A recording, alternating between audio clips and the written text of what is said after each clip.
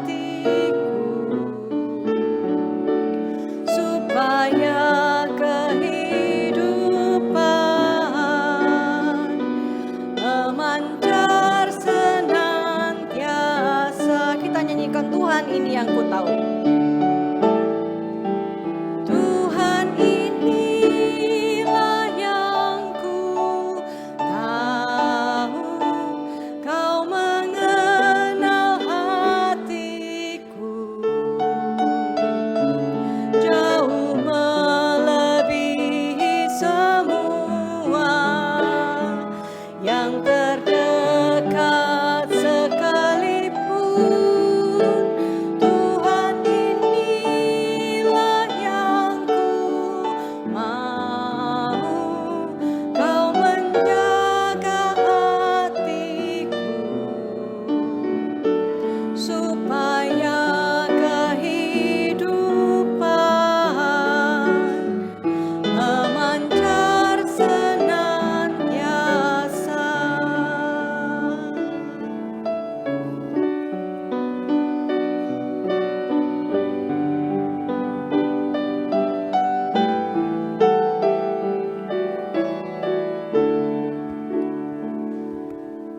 Ibu Saudara, sekali lagi Shalom.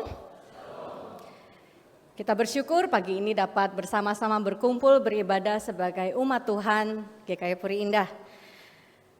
Mari kita responi undangan Tuhan dari Allah Tritunggal untuk datang menikmati persekutuan dengannya. Kiranya dalam waktu yang Tuhan berikan, kita dapat mendapatkan kekuatan yang baru. Semua pergumulan dan kekhawatiran yang kita ada, kita serahkan kepada Tuhan. Dengan kesungguhan dan kerinduan hati kita, mari kita beribadah kepadanya. Saya undang kita semua untuk bangkit berdiri. Mari kita menghadap Tuhan seturut dengan perkataan pemazmur demikian.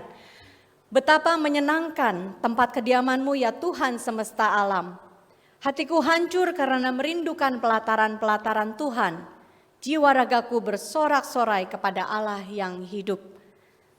Mari kita utarakan kerinduan hati kita untuk datang menyembah Tuhan. Kita nyanyikan pujian seperti rusa rindu air.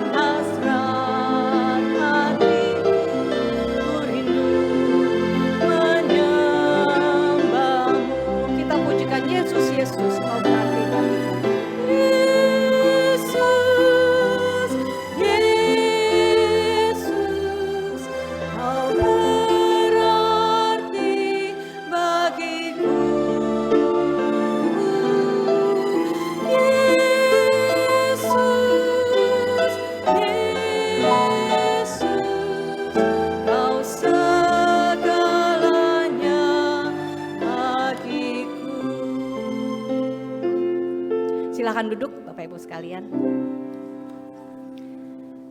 Allah Bapa mengutus Yesus untuk datang ke dunia menyelamatkan kehidupan kita. Dan Yesus berkata demikian, damai sejahtera ku tinggalkan bagimu, damai sejahtera ku berikan kepadamu.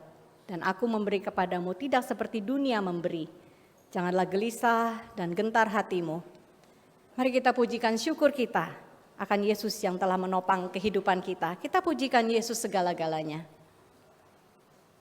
Yesus segala-galanya.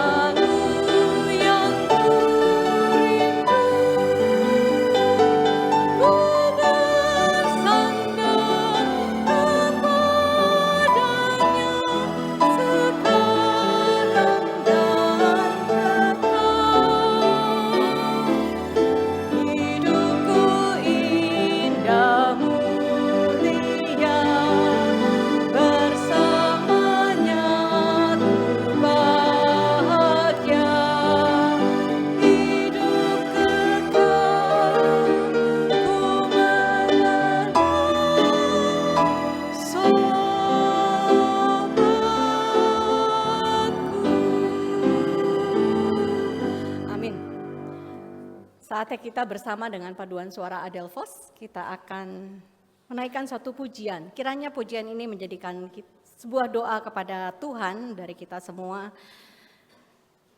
Bagaimana kita merindukan agar terang Tuhan melalui Yesus dan firman-Nya yang hidup menyinari kehidupan kita.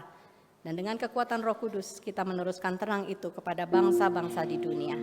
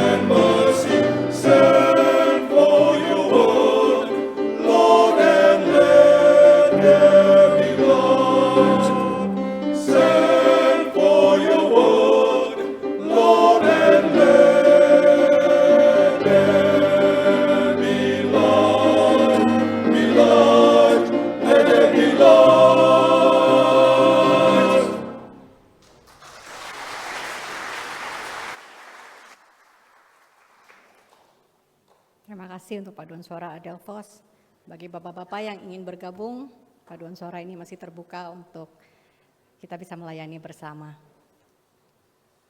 Terang kebenaran firman Tuhan menjadi cermin diri kita. Bapak Ibu Saudara, betapa diri kita masih menyimpan banyak bayangan kegelapan yang perlu disingkirkan. Mari kita membuka diri, kita mengakui kelemahan iman kita kepada Tuhan, kita mohon penilikan dan pengampunan daripadanya. Kita nyanyikan pujianku sesal akan diriku mengantar kita kepada pengakuan dosa.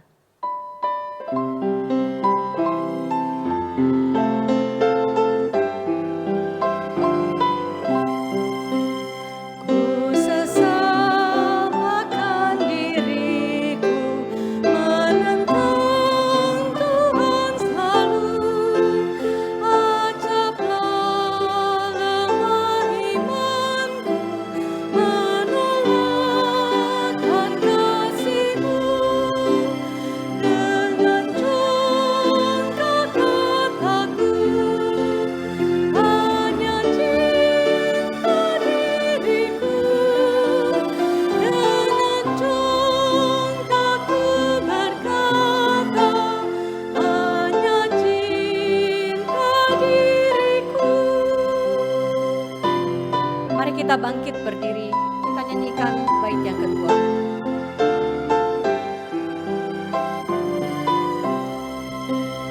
Rahmat-Mu sungguh ajaiblah, tak Kau tinggalkan daku. Berdoa bagi seteru, darah kudus-Mu diberi. Kataku kepadamu, Ku mengasihimu, dan Bapa-Ku kepadamu, Ku pun mengasihi.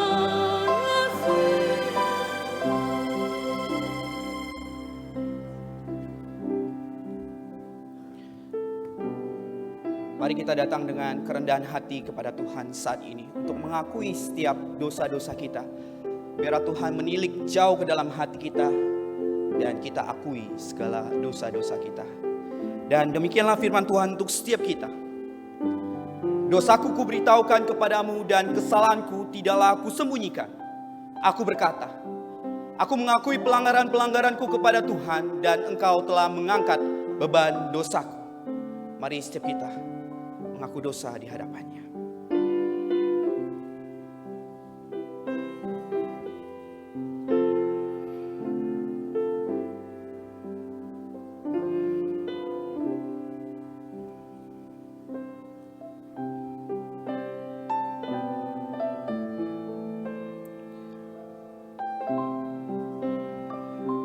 Allah Bapa kami yang di surga, yang penuh kemuliaan, yang maha kudus. Sungguh celaka ya Tuhan, jikalau saat ini kami berdiri di hadapan Engkau ya Tuhan. Karena kami tahu siapa kami. Kami masih terus mencintai diri, mencintai dunia ini. Sehingga kami yakin kami masih terus berdosa di hadapan Engkau. Sungguh celaka jikalau Engkau memperhitungkan setiap dosa-dosa kami. Kami bersyukur, puji Tuhan, karena Engkau Allah yang begitu mengasihi kami. Engkau Allah Bapa yang sangat-sangat mengasihi kami dan tidak meninggalkan kami ciptaan-Mu ini ya Tuhan. Tapi Engkau mengirim anak-Mu yang tunggal untuk menjadi penebusan bagi kami dan menjadi perantara untuk setiap kami. Sehingga kami saat ini berani menghampiri tata kasih karunia-Mu. Sungguh kami bersyukur atas kasih anugerah-Mu ya Yesus Kristus. Yang karena oleh Engkau kami mampu. Karena oleh Engkau kami punya keberanian. Terima kasih. Dan kiranya dengan anugerah-Mu yang sudah Engkau berikan kepada kami boleh sungguh hidup bagi Engkau. Mencintai Engkau lebih daripada diri kami. Mengasihi Engkau lebih daripada mengasihi dunia ini. Mampukan kami. Kiranya anugerah-Mu yang memampukan kami selalu. Dan kiranya Roh Kudus juga yang terus menolong kami karena kami sadar siapa kami.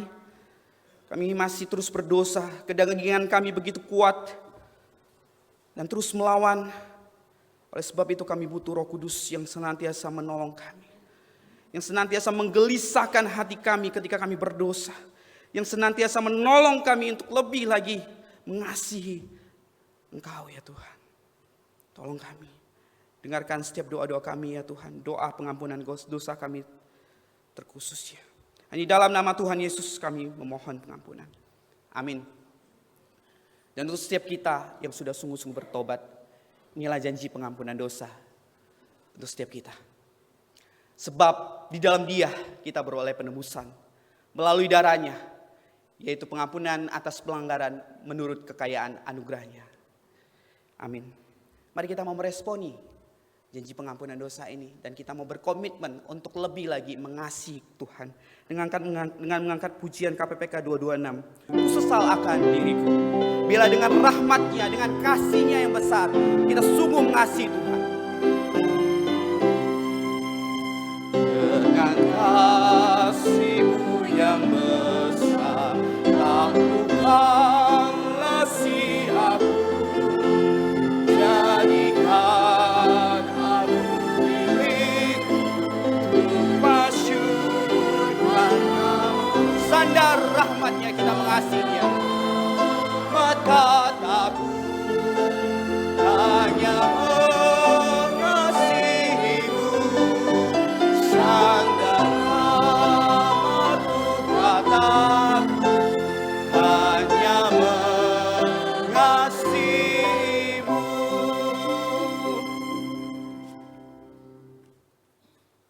kita akan mengikrarkan kembali iman kita.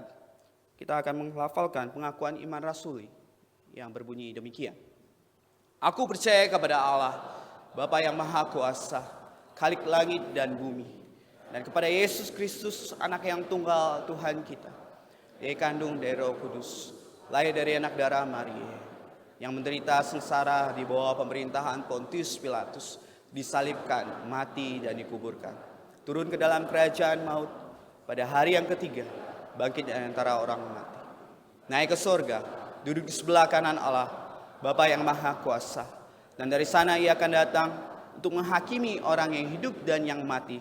Aku percaya kepada Roh Kudus, gereja yang kudus dan am, persekutuan orang kudus, pengampunan dosa, kebangkitan tubuh, dan hidup yang kekal.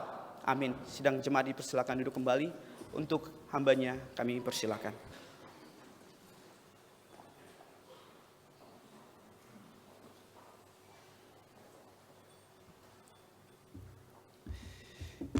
Kita bersama-sama berdoa sekali lagi memohon pertolongan Roh Kudus untuk kita boleh membaca dan merenungkan firman-Nya. Kami bersyukur Engkau adalah Tuhan yang memanggil, mengundang kami di hari Tuhan dalam rumah Tuhan. Dengan satu kerinduan kami bertemu dengan diri-Mu secara pribadi. Dan ketika firman kitab suci dibuka, dibaca, kami boleh merenungkan, kami boleh menikmatinya. Itulah sumber kekuatan kami boleh melewati perjalanan di tengah-tengah dunia. Tuhan, kami siap di sini. Kami siap menyambut firman. Jadikan hati kami, hidup kami adalah tanah yang subur, yang responsif akan firman itu. Maka kami adalah orang-orang yang diberkati oleh Tuhan. Berbicaralah, kami siap menyambut firman-Mu. Dalam nama Yesus, kami semua berdoa. Amin. Baik, salam sejahtera, kita boleh bersyukur, beribadah dalam ibadah minggu pada hari ini.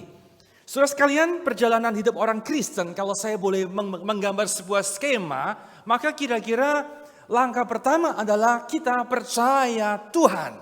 Percaya Tuhan. Inilah momen kita lahir baru, kita menjadi orang yang kemudian bertobat. Di titik inilah kita menjadikan Yesus sebagai Tuhan, kita beriman, kita percaya kepada Dia. Kita mulai datang ke gereja setiap hari Minggu. Kita mulai menempuh perjalanan seorang Kristen. Dan barangkali kemudian kita mulai terlibat dalam pelayanan dalam gereja. Kita mulai aktif. Tapi sayang sekali saya menemukan ada banyak orang Kristen yang kemudian dia berhenti pada level pertama saja. Padahal ada tahap kedua yang seharusnya dia tempuh, yaitu apa? Bukan hanya percaya Tuhan, tetapi dia seharusnya merindukan Tuhan. Itu adalah tema hari ini. Dan kemudian setelah kita rindu Tuhan, pada akhirnya, endingnya, goalnya adalah apa? Satu hari kita menjadi pribadi-pribadi yang menyerupai Tuhan sendiri. Tapi sayang sekali, kita seringkali jumping, saudara. Kita percaya Tuhan, kita pikir saya udah ke gereja, kita pelayanan, kita sibuk. Kemudian kita berdoa, Tuhan, ubah saya, jadikan saya serupa dengan dirimu. Poin 3, level 3. Saudaraku nggak bisa saudaraku. Kita harus pertama-tama setelah percaya Tuhan, kita perlu belajar merindukan Tuhan. Itu sebabnya tema hari ini gereja mengangkatnya dan akan kita renungkan bersama-sama. Mari, kita perlu satu PR yang Tuhan inginkan, punya desire kepada Tuhan sendiri. Mari sama-sama kita lihat bagian firman Tuhan yang menjadi topik akan saya pilih menjadi renungan kita dari Mazmur nomor yang ke-63. Mazmur nomor yang ke-63. Sebuah Mazmur yang ditulis oleh Raja Daud, sebuah kisah yang menjadi sebuah reflektif perjalanannya yang luar biasa. Saudara, apa yang dimaksudkan dengan orang yang desiring God, orang yang merindukan Tuhan? Sebelum kita membaca, saya akan membagikan outline lebih dahulu. Ini kira-kira kerangka yang Daud tuliskan dalam Mazmurnya. Dia bagi jadi 3 besar. Bagian pertama bicara tentang God my desire. Itu ayat kedua, ayat ketiga, ayat keempat, ayat kelima. Dan kemudian setelah itu, setelah dia menyatakan bahwa Allah adalah kerinduan paling utama dalam hidupnya. Porsi kedua dia mulai mengatakan God my delight. Tuhan adalah kesukaanku. Kesenangan. Dan kemudian terakhir dia menutupnya dengan sebuah pengakuan bahwa Tuhan adalah pembelanya. God my defense. Nah, hari ini seperti tema yang diberikan adalah tentang desiring God, maka saya akan memfokuskan khotbah hari ini pada porsi yang pertama, poin yang pertama. Pengakuan Daud mengatakan God my desire. Sama-sama kita belajar. Sudah seperti apa sih pengertian yang namanya orang yang merindukan Tuhan? Sebelum saya berkhotbah, saya tes water, saya buat survei secara acak kepada jemaat saya tentunya. Saya ngobrol-ngobrol, apakah engkau adalah orang yang merindukan Tuhan? Apakah kamu punya desire pada Tuhan? Kebanyakan. Mereka mengatakan, oh, ada. Saya rindu sama Tuhan. Oh ya, kamu yakin kamu rindu sama Tuhan? Kan saya ke gereja tiap minggu. Oh oke. Apalagi? Mengatakan, kayaknya buka mata, saya pasti berdoa sama Tuhan. Saudara perhatikan, banyak orang Kristen mengaku bahwa dia adalah orang yang merindukan Tuhan. Pertanyaannya, betulkah kita adalah orang yang merindukan Tuhan? Bercermin daripada Mazmur 63, kita mau belajar bersama-sama. Sudah seperti apa sih ciri atau tipikal orang yang mempunyai desiring kepada Tuhan itu? Yang pertama, yaitu ada sebuah relasi, sebuah hubungan yang dalam antara dirinya dengan Tuhan. Bersama-sama kita lihat ayat kedua. Kalau Alkitab Inggris memang ayat pertama, saudara. Tetapi ayat kedua dalam versi Indonesia, Daud memulai sebuah mazmurnya dengan kalimat, bersama dengan saya membaca 1, 2, dan 3. Ya Allah, Engkaulah Allahku. Saudara perhatikan kalimat yang Daud katakan, You are my God. Saudara, kata my adalah kata yang menjadi hobinya si Daud. Dia suka sekali, berkali-kali dia memunculkan istilah itu. Dia mengatakan Mazmur 23, The Lord is my shepherd, my salvation. Dalam hal ini, my God. Saudara, apa artinya ini? Di sini Daud bicara soal apa? Soal kepemilikan. Kepemilikan, saudara. My home, my wife, my daughter, anak saya. Saudara, Daud mengatakan seolah-olah aku ini adalah memiliki Tuhan. Saya mempunyai Tuhan, Tuhan milik saya. Tentu kita tahu, konsep ini kita perlu sadar, sebelum Daud mengatakan dia memiliki Allah, pertama-tama Tuhan lebih dahulu memiliki dirinya. Saya ulang kalimat ini, Daud mengatakan, Engkaulah Allahku. Tapi dia sadar bahwa pertama-tama lebih dahulu, Tuhanlah yang memiliki dirinya. Sebelum Daud mencari Tuhan, pertama-tama Tuhanlah yang mencari Daud. Itu sebabnya pada poin ini berbicara apa? Daud sadar, saya adalah milik Tuhan. Dan Tuhan milikku. Saudara lihat, ada sebuah relasi. Seolah-olah Daud mengatakan, aku dan Tuhan, Tuhan dan diriku. Sebuah relasi yang dalam, relasi yang tanda petik eksklusif. Setelah itulah desiring God. Di dalam relasi ini ada sebuah pengenalan.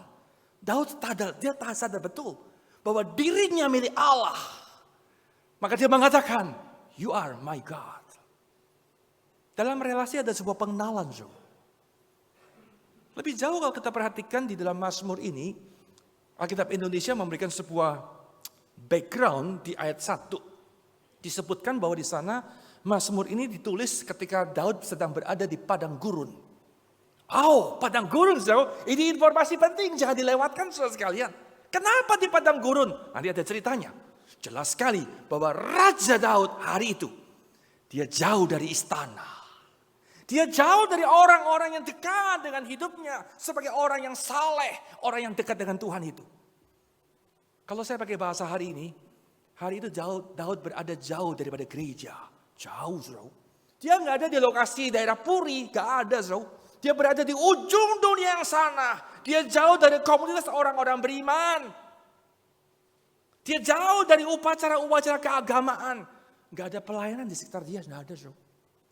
Nggak ketemu orang berbaju putih. Tidak pernah bertemu dengan musuh, nihau. Gak ada lagi, saudaraku. Dia di padang gurun. Tetapi yang luar biasa, di tengah situasi yang seperti itu, Daud tetap berkata, "You are my God." Saudara, apa artinya?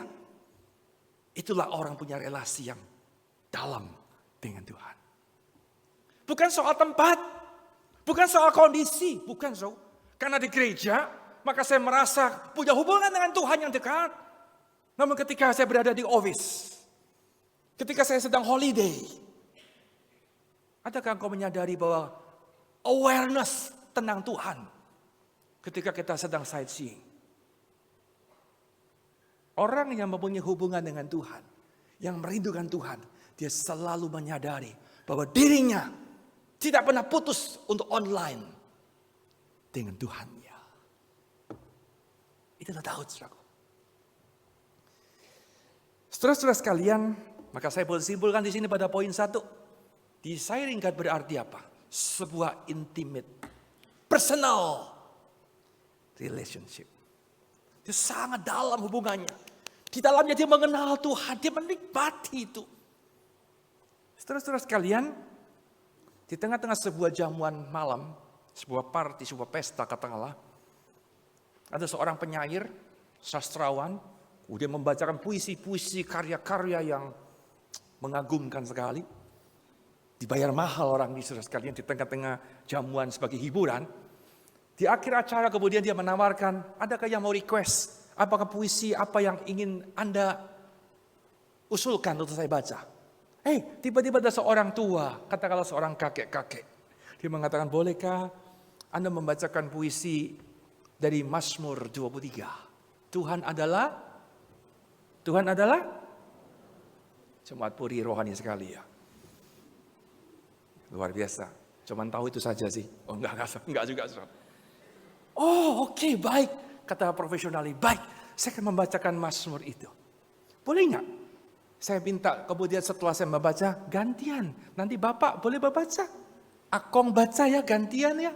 Oke, kita deal. Penyair boleh membaca dengan nada yang luar biasa. Dengan intonasi yang tepat. Dengan penjiwaan profesional. Dibayar. Right? Di akhir dia baca puisi. Semua orang applause. Semua orang mengatakan, bagus, excellent sekali. Nggak rugi, panitia bayar gak rugi, saudaraku. Walaupun spontan dipanggil bukan? Hebat mazmurnya. Ayo sekarang giliran Bapak tua. Kamu yang membacakan. Saudaraku penonton mendengar, aduh saudara parah ini. Enggak ada ekspresi, wajahnya lusuh. Ya maklum orang setua saudaraku ya. Kemudian mulai membaca kalimat demi kalimat. Dari mazmur itu. Di akhir orang tua itu membaca. Suasana itu hening. Tidak ada tepuk tangan. Sebagian besar orang-orang di dalamnya. Mereka meneteskan air mata. What happened? Apa yang terjadi nih? Setelah di tengah-tengah situasi yang seperti ini, kemudian penyair profesional itu boleh berdiri. Dia ambil mic dan berkata, saya mengenal Mazmur 23. Saya kenal betul. Saya kuasain Mazmur ini. Tetapi orang tua itu, dia mengenal gembala di dalam Mazmur itu. Terus tahu bedanya? Itulah orang yang mengenal Tuhan. Kalimat-kalimat yang mungkin no skill. Gak ada kemampuan seperti orang yang profesional. Tapi dia punya penjiwaan, dia mengalami. Dia kenal dengan pemazmur itu. Dengan gembala dalam Mazmur itu. Dia kenal. Itulah relasi. Itulah kedalaman. Setelahku, orang yang punya kerinduan dengan Tuhan bukan sekedar datang ke gereja. Jangan mengatakan saya doa kok, tiap minggu saya doa. Tiap hari saya doa, 5 kali. Makan pagi, siang, sore, malam, mau tidur, bangun tidur. 5 kali bukan? Saya doa kok saya. Tidak mengindikasikan bahwa engkau mempunyai kerinduan yang dalam.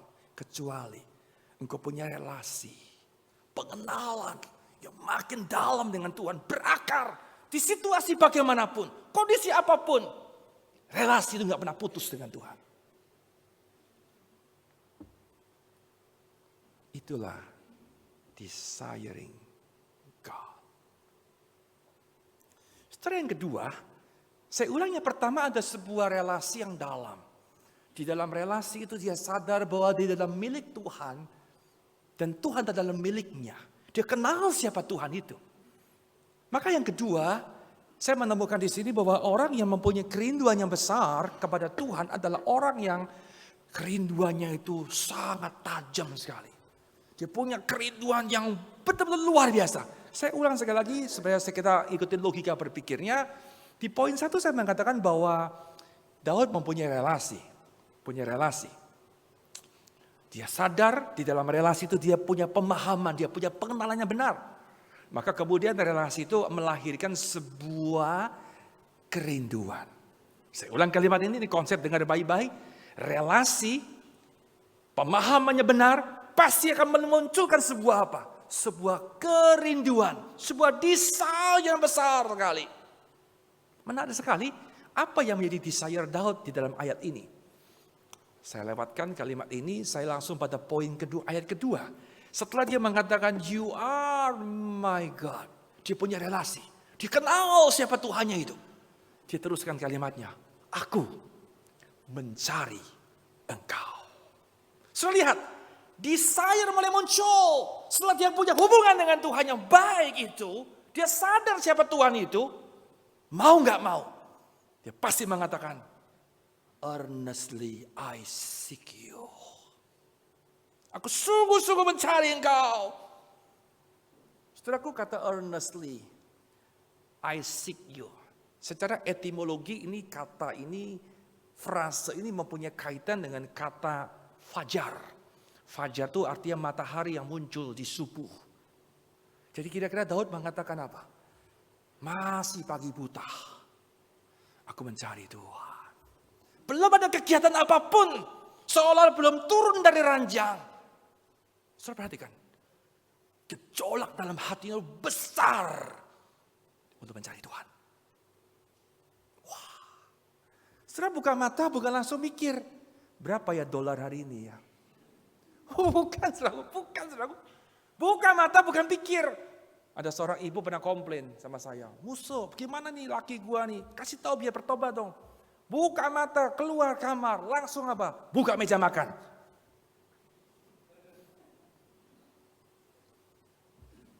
Langsung ngomong, Cik Hami, salah ngomong saya. Makan apa hari ini? Otaknya apa? Makan.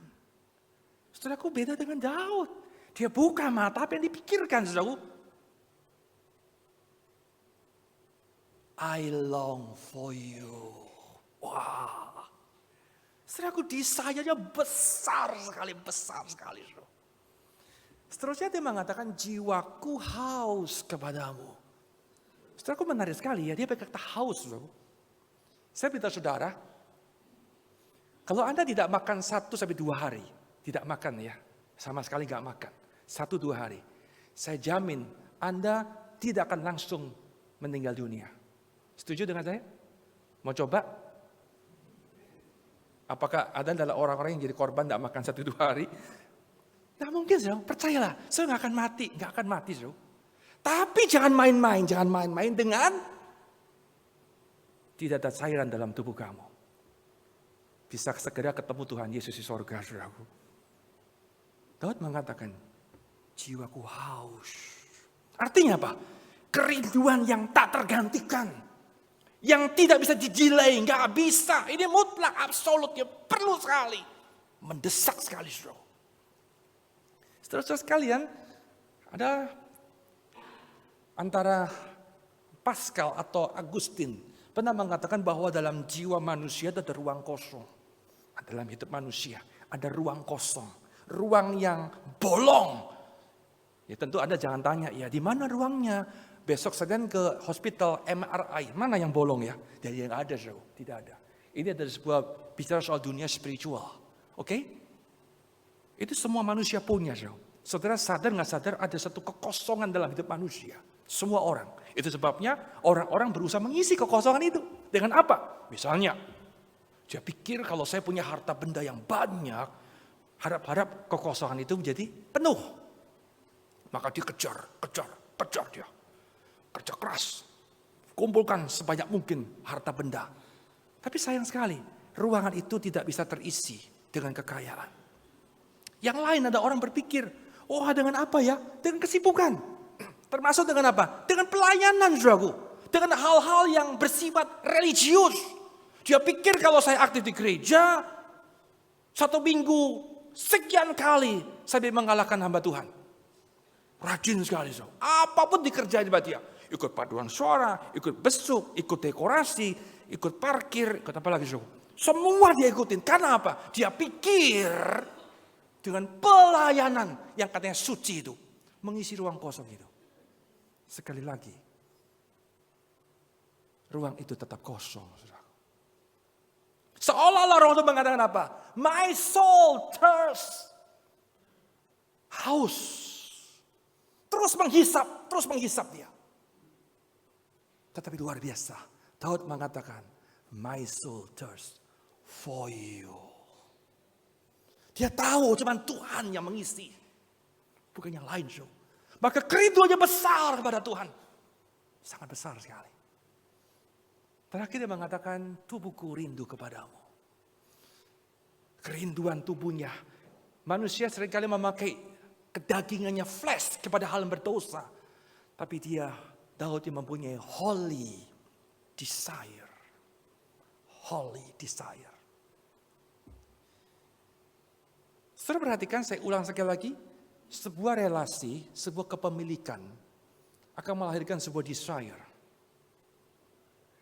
Setelah kita punya desire, perhatikan gambar ini, maka sebuah desire itu akan memberikan yang namanya delight. Memberikan sebuah kesenangan. Memberikan sebuah kepuasan. Maka kalau Anda membaca ayat yang ke-6, Alkitab Indonesia, di sana Daud mulai mengatakan, dengan lemak, dengan sumsum, itu gambaran-gambaran makanan yang enak ya, yang menggiurkan, makanan yang menyenangkan sekali. Daud mengatakan, Tuhan memuaskan jiwaku, Dia mengenyangkan jiwaku. Saya lihat, setelah dia mencari Tuhan, desire, apa yang didapatkan? Delight. Dia boleh puas. Dia boleh nikmat. Tetapi yang luar biasa, setelah delight itu Tuhan berikan, kamu kenyang, kamu puas. Yang mengejutkan, kemudian rasa puas nikmat ini melahirkan kembali sebuah desire yang baru. Bahkan desire yang lebih besar lagi. Saudara lihat siklus ini, perputaran ini. Seperti bola salju. Terus berputar. Muncul kerinduan, dia dipuaskan dengan sebuah kenikmatan. Melahir kepuasan, kemudian memberikan sebuah dorongan, makin rindu lagi. Terus berputar. Saya simpulkan, apa itu desiring God? Adalah orang yang merindukan Tuhan lebih, dan lebih lagi. Kayak bola salju, saudaraku. Kayak lingkaran tadi. Tidak pernah putus. Tidak pernah mengatakan, saya rindu sama Tuhan. Saya datang ke gereja, pulang. Sudah, terima kasih Tuhan, kenyang saya. Saya tidak doa seminggu, tidak apa-apa kok. Lu terlalu banyak. Kok khotbahnya terlalu panjang khotbahnya. Kenyang saya. Tidak pernah, saudaraku. Saya baru pulang retreat, sudah. Saya off dulu. Tidak pernah, saudaraku. Rasa puas itu tidak pernah muncul ketika seorang dia merindukan Tuhan. Saudaraku, merindukan Tuhan itu bukan kosong lalu diisi. Bukan, saudaraku. Sudah ada isi. Tapi dia menantikan lebih. Diisi lagi, lebih lagi, rindu lagi. Terus, saudaraku. Itu sebabnya ketika saya di awal khotbah saya katakan waktu saya tes water sama beberapa teman, apakah kamu adalah orang yang merindukan Tuhan? Dia mengatakan, oh iya, adalah, saya ada.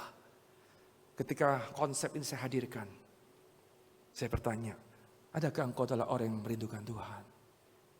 Teman saya mulai tuntut, dia mengatakan, kayaknya susah kalau begini ya. Kayaknya belum lah. Saudara-saudara sekalian, itulah sebabnya tema gereja mengatakan apa? disiplin rohani. Jangan puas percaya Tuhan, kemudian menanti kamu serupa dengan Yesus. Gak bisa. Sebelum kita mempunyai fase kedua, kita melatih diri kita untuk merindukan Tuhan, terus merindukan Tuhan di dalam hidup ini. Ini adalah poin yang kedua. Kita selesaikan pada poin yang selanjutnya. Apa yang kemudian kita temukan perihal orang yang merindukan Tuhan. Saya ulang sekali lagi, yang pertama ada sebuah relasi yang dalam. Yang kedua, ada sebuah ada sebuah kerinduan yang makin besar, yang makin besar, yang makin kuat. Yang ketiga, yang terakhir. Kalau mendengar kata terakhir, saya senang sekali. Saudara wajahnya penuh dengan sukacita. Yang terakhir, saudara sekalian. Apa tuh orang yang mempunyai kerinduan yang besar kepada Tuhan? Adalah ada sebuah pengejaran yang tunggal. Satu. Cuma satu yang dia kejar dalam hidup ini, saudara. Nah pertanyaannya, apa yang dia kejar? Siapa yang dia kejar? Kita mau kembali ke dalam Mazmur 63 ini, khususnya saya mau bicara tentang latar belakangnya. Tadi di awal saya katakan Daud berada di padang gurun Yehuda. Kenapa berada di padang gurun? Nah rupa-rupanya Anda perlu tahu, kalau lihat konteksnya, Daud itu punya musuh. Dia berhadapan dengan musuh. Dan jangan kaget, siapa musuh yang kemudian dihadapi oleh Daud sampai dia kabur dari istananya, sampai dia lari di padang gurun? Siapa musuh itu? Tidak lain adalah anaknya sendiri yang namanya Absalom. Waduh, ini anak yang dia disayang oleh Daud. Dia tidak pernah bayangkan perbuatannya mengerikan sekali. Dan hari itu Absalom mengkudeta Daud. Daud di usia senja, dia udah tidak punya berdaya seperti masa muda dia.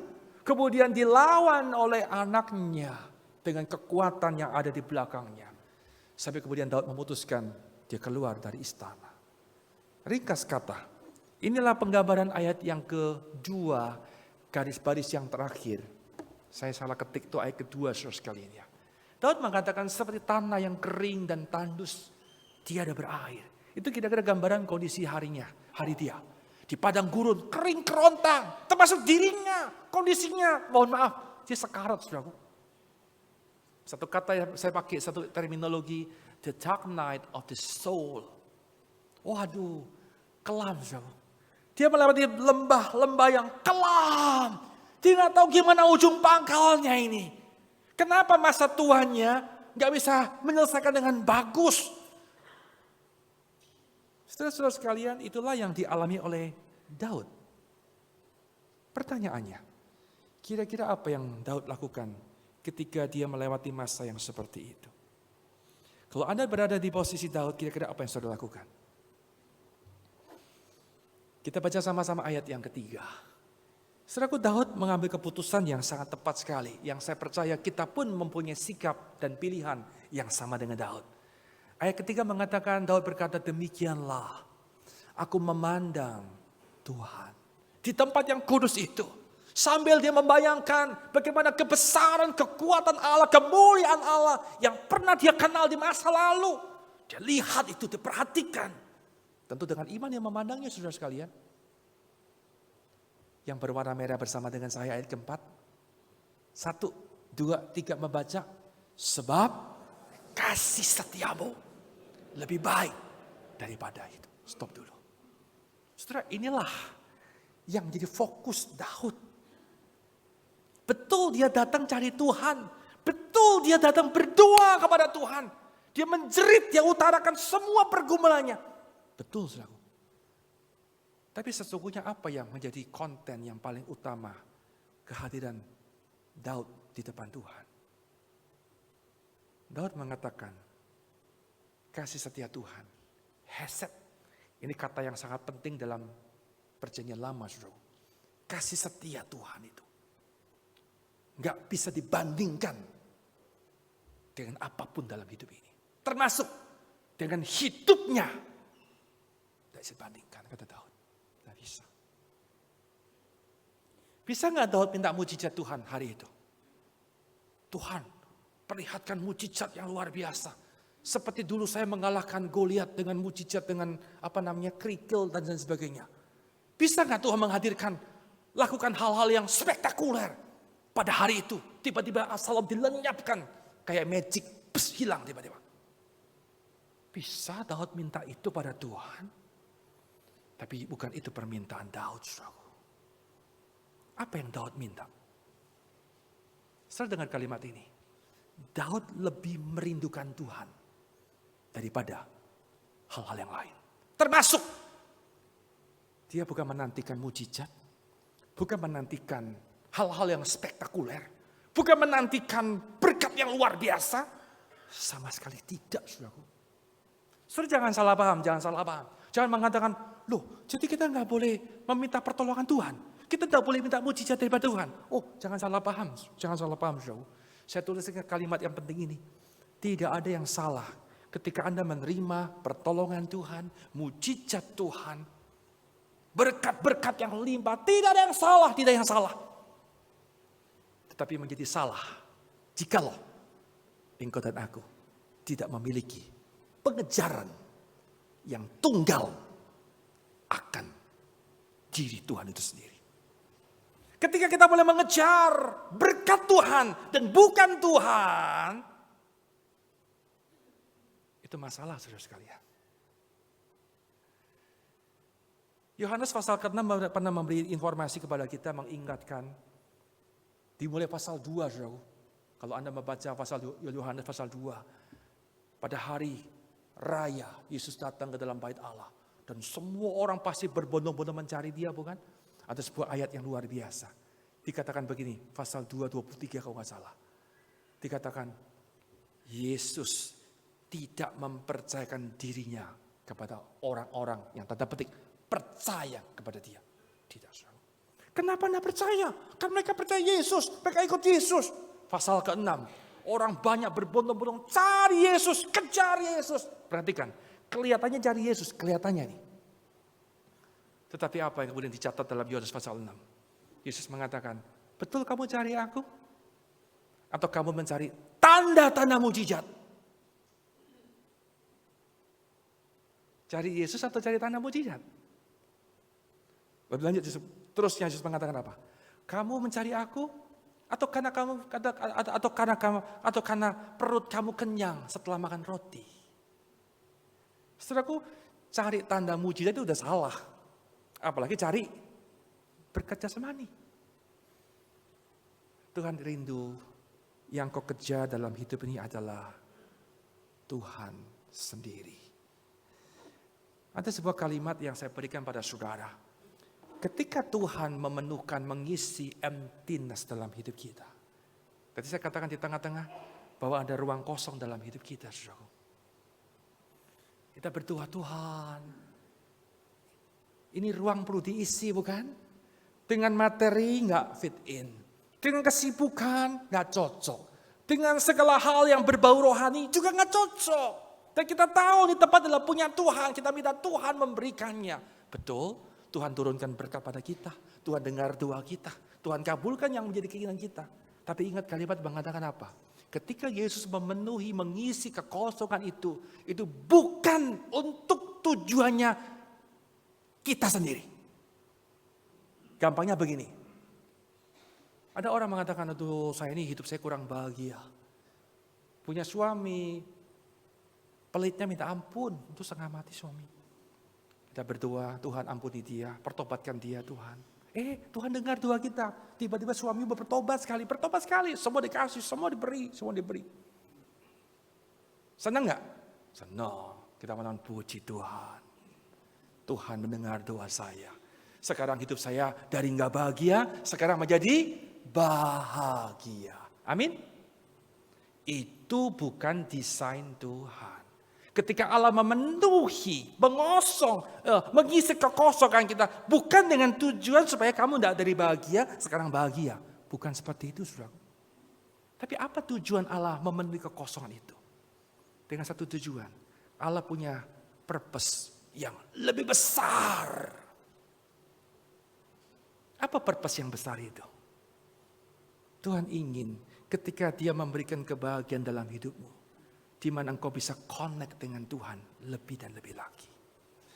Kita tidak punya anak, berdoa Tuhan beri saya anak. Setelah Tuhan kasih kita anak, apa tujuannya? Jangan berhenti hanya sekedar punya anak. Tapi dengan kehadiran anak itu, kamu lebih kenal Tuhan. Itulah a greater purpose. Semua yang Dia berikan dalam hidup kita, ketika Dia fills emptiness itu, satu tujuan, supaya engkau mendapatkan Tuhan lebih dan lebih lagi. Saudaraku, itulah desiring God. Saya simpulkan pada poin ketiga, ini berbicara apa? Orang yang merindukan Tuhan adalah orang yang to pursue God alone. Hanya Tuhan, saudara. Bukan berkatnya, bukan mujizatnya, bukan pertolongannya. Sekali lagi gak ada yang salah dengan itu. Tetapi yang dikejar apa? Pribadinya. Diri Tuhan itu loh. Dia harus dapatkan. Saudara-saudara sekalian, saya tahu ini bukan perkara yang mudah. Itu sebabnya gereja mengundang saudara. Mengajak kita bersama-sama memulai sebuah disiplin rohani. Kita melatih diri kita. Dengan berkata, Tuhan berikan aku desire akan dirimu lebih dan lebih lagi. Dengan demikian, perjalanan kita dalam dunia ini bukan hanya percaya Tuhan. Pada akhirnya, Yesus yang telah mati menebus kita, menjadikan kita adalah pribadi-pribadi yang serupa dengan gambarnya. Mari kita berdoa. Tuhan, sekarang kami mengerti rancangan dan desain-Mu, bahwa Engkau adalah Tuhan yang rindu akrab dengan kami. Bukan karena Engkau kesepian, bukan karena Engkau tidak punya hal-hal yang lain sehingga Engkau merindukan intimasi dengan diri kami. Tapi kami sekarang mengerti, inilah sarana, inilah latihan, di mana kami boleh dilatih, dipersiapkan menjadi pribadi-pribadi yang mature dalam Kristus, yang pada akhirnya kami boleh menyerupai diri-Mu. Ya Tuhan, kami tahu Engkau hadirkan kami di tengah-tengah dunia, dan Engkau menebus kami, bukan hanya sekadar menikmati anugerah keselamatan, tapi kami perlu diproses, dilatih oleh Engkau. Dan hari kami belajar, kami perlu untuk mempunyai kerinduan akan diri-Mu. Tuhan, kami ingin bila hati kami kembali diluruskan.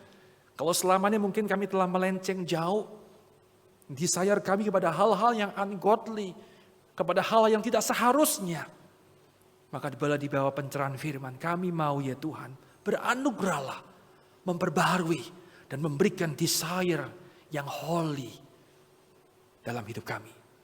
Terima kasih Tuhan.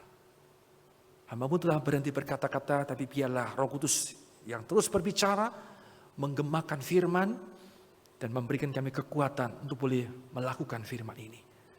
Dengan demikian kami adalah orang-orang yang diberkati oleh Engkau. Ini doa kami, ini diri kami naikkan semuanya di dalam nama Tuhan kami, Yesus Kristus. Amin.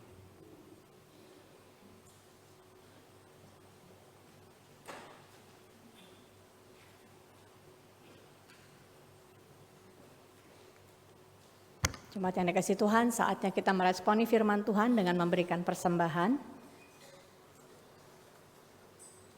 Bisa dengan scan atau dengan uang dimasukkan ke dalam amplop, silakan.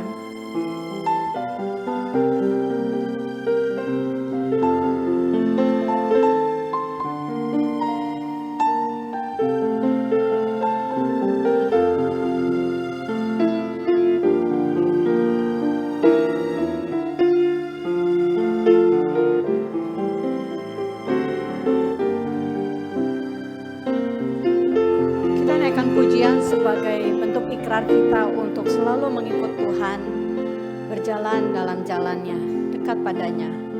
Tuhan berkat-Ku yang berkah melebihi jiwaku sepanjang jalan hidup.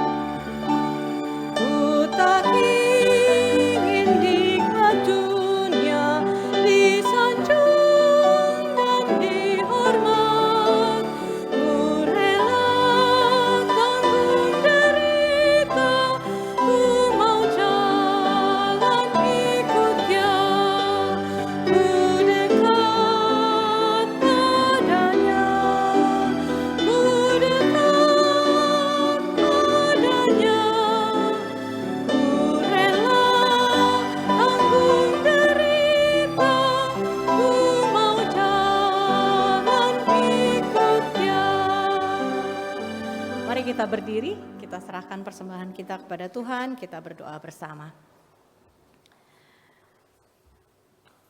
Bapa dalam kerajaan surga, kami bersyukur Tuhan telah menilik hati kami melalui firman yang telah kami dengarkan. Kami mendapatkan suatu komitmen yang baru yang dapat kami lakukan, yaitu terus berjalan bersama dengan Tuhan. Tuhan, kiranya apa yang telah Engkau curahkan, berkat-berkat jasmani yang telah kami nikmati dan menopang kehidupan kami, saat ini Tuhan kami kembalikan sebagian daripada itu. Kiranya Tuhan yang pakai, Tuhan kelola menjadi alat yang bisa memuliakan Tuhan, menjadi berkat bagi orang-orang di sekitar kami. Tuhan, kiranya kehidupan kami pun Engkau topang sehingga hidup kami bisa menjadi alat yang Tuhan pergunakan, alat yang bisa menyatakan kasih Tuhan kepada orang-orang sekitar kami. Berkati persembahan kami, berkati diri kami. Di dalam nama Tuhan Yesus kami berdoa. Amin. Silakan duduk Bapak Ibu sekalian.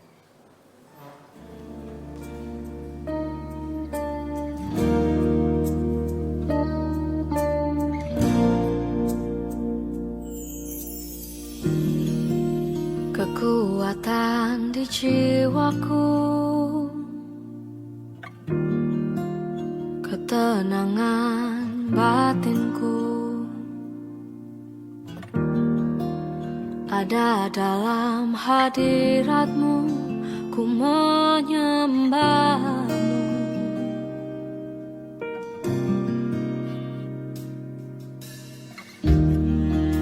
Tersungkurku di kaki-Mu, rasakan hadirat-Mu. Takkan ku melepaskan-Mu, Kau cahaya bagiku. Mengiring-Mu seumur hidupku, masuk dalam rencana-Mu Bapa. Pikiranku, kehendakku,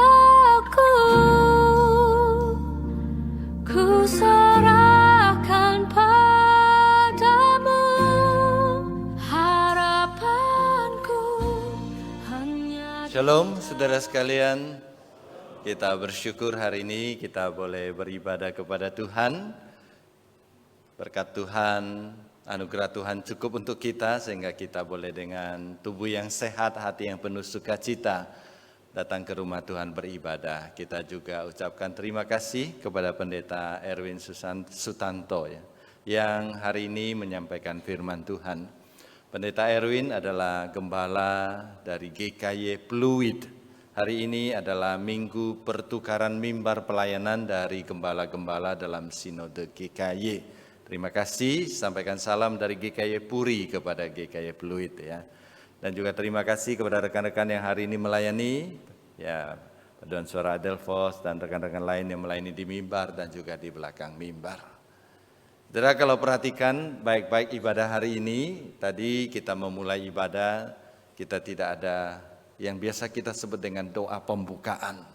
Ya, bukan karena Ibu Melina salah ya atau lupa, tapi kita mengikuti satu urutan liturgi yang sudah ditetapkan oleh sinode. Jadi bagian pertama adalah pemujaan atau puji-pujian kepada Tuhan. Pemujaan atau puji-pujian itu bisa disampaikan dengan lagu, dengan mazmur, dengan doa, atau dengan bentuk-bentuk puisi lainnya. Jadi hari ini Ibu Melina memilih dengan puji-pujian, lagu, dan firman Tuhan sebagai bentuk puji-pujian. Dan mungkin minggu depan atau minggu berikutnya ada doa puji-pujian. Jadi kita jangan kaget kok kadang ada, kadang tidak ada. Ya, jadi memang kita ikuti pola seperti ini. Dan saudara sekalian, kita juga bersyukur kepada Tuhan, Tuhan memimpin dan memberkati kita sehingga ibadah kita boleh berjalan dengan baik. Kita ucapkan selamat kepada keluarga dari Bapak Dennis Musalim dan Ibu Evelyn Santoso yang telah dikaruniai anak kedua dengan nama Candice Devlin Lim. Candice adalah cucu dari Bapak Daniel Musalim dan Ibu Aling. Kita ucapkan selamat berbahagia. Kita mengucapkan turut berduka cita telah dipanggil kembali ke rumah Bapa di surga, almarhumah Ibu Tan Tek Hwa, Ibu Wawa, usia 79 tahun. Hari Kamis tanggal 20 Juni, almarhumah adalah mama terkasih dari Bapak Ferry Chandra, mama mertua dari Ibu Yuliana, mama terkasih dari Ibu Christine Chandra, mama mertua dari Bapak Lai Buimin. Dimakamkan hari ini Minggu tanggal 23 Juni. Kiranya Allah Tritunggal memberikan kekuatan dan penghiburan kepada keluarga yang ditinggalkan. Saudara, dalam kesempatan ini saya ingin menyambut kalau di antara saudara ada yang pertama kali beribadah di GKI Puri Indah. Di sebelah kiri saya kalau ada boleh berdiri, kami ingin menyambut saudara. Apakah ada? Tidak ada ya. Di tengah? Tidak ada. Di sebelah kanan? Tidak ada juga. Di balkon apakah ada yang pertama kali beribadah di GKI Puri? Kalau tidak berkeberatan boleh berdiri. Tidak ada juga. Kalau begitu kita semua berdiri dan memberi salam ya kepada saudara ya di sekeliling kita.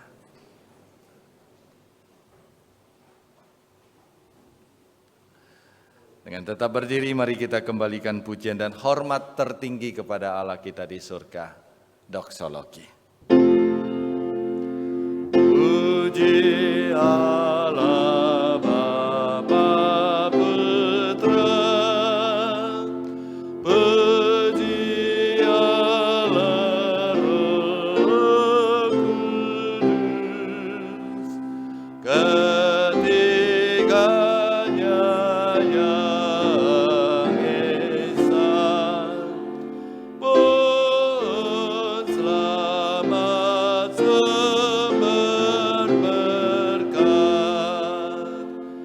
Amin.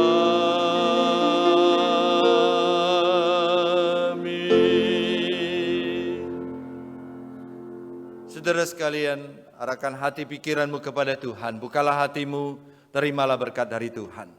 各位亲爱弟兄姐妹们，我们来到上帝的面前，开我们的心，领受从上帝而来的祝福。但愿我主耶稣基督的恩惠、上帝的慈爱、圣灵的帮助，常与弟兄姐妹们同在，从今时直到永永远远。Kasih karunia dari Tuhan kita Yesus Kristus, cinta kasih dari Allah Bapa, persekutuan dan pertolongan dari Allah Roh Kudus menyertai saudara sekalian dari saat ini sampai selama-lamanya. Amin.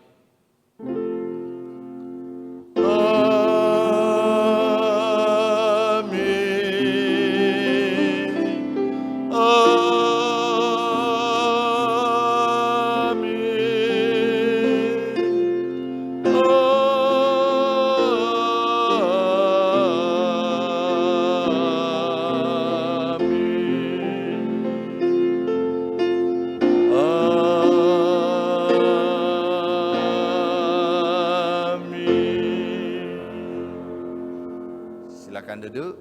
Saat teduh kebaktian selesai, Tuhan memberkati saudara.